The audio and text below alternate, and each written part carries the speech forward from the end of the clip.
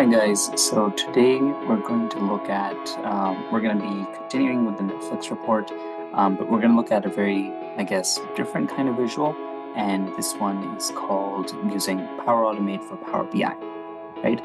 So what I'm first going to do is I'm going to create a new page. So I'm just going to use this Power Automate, say demo, right? And so what Power Automate does is it's part of the Power Platform in of the Microsoft's. It's part of Microsoft's Power Platform, and what it does is lets you perform a lot of tasks that are related to the Microsoft suite and sometimes third-party connectors as well, right? So, like for example, if you just need to refresh a data set, or you need to add a file to SharePoint, or send an email on Outlook, those are some tasks you can perform using Power Automate. So we're going to see how we can add those into Power BI. Right? So now there's two ways we can get started. One, you can go to Insert on the Insert ribbon, and then if you click Power Automate, that'll add this visual. Another way, just going to remove this, is on the Visualizations pane. You can see next to Power Apps, there's Power Automate for Power BI. I'm going to click on that, and I'm just going to expand this a little bit, and we're going to click on these three dots and hit Edit.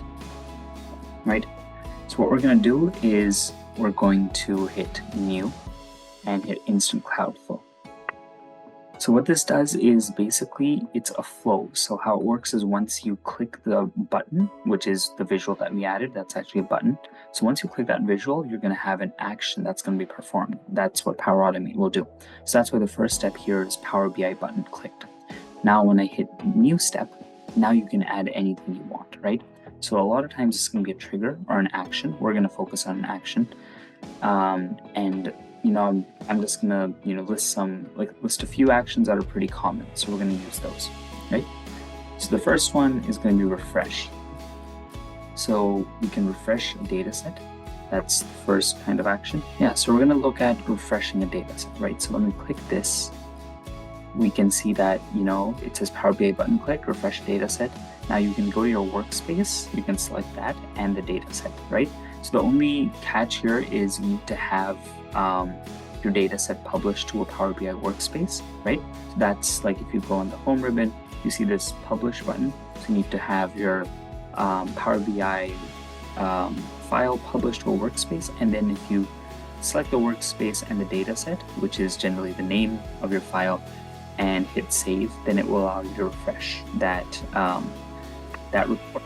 So whenever you click on that button, it will automatically refresh the report, and basically it's like a great way to build a refresh button inside your report, right?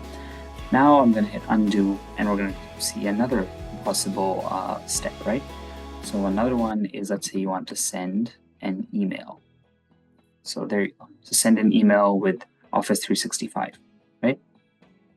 And what this does is when you click the button, it'll send an email, and you can decide like who you want to send this email to. You can decide the subject, and you can specify the body. So this can be a great use case when you're trying to build like an automated email. For example, in your report, let's say if if sales drop below a certain threshold, you want to send an email to the sales manager. So you can have that button just inside the report that, oh, okay, so this is like a sales alert that, we've dropped below the threshold, we just take a look.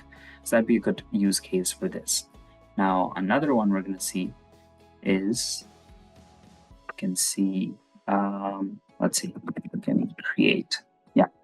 So for example, if you want to create a file, or actually we're just going to see some SharePoint ones. Let's see.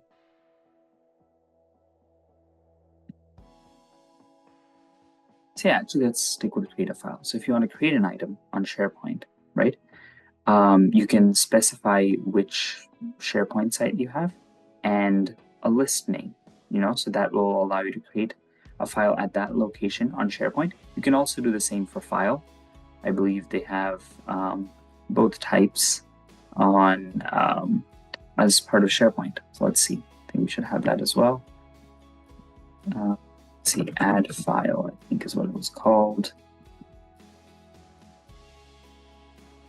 Yeah, so if you hit create file, yeah, so you can create file as well. You can add the site address, the folder path, the file name, and the content of the file. So that way, if you need to, for example, just create a file when you see something, you can do that. So this is a pretty useful, tool in Power BI where you can, just have these buttons around and use them. And sorry, one thing I forgot to demonstrate is once you have like a flow created, all you have to do is assign it. So for example, I created this refresh button flow.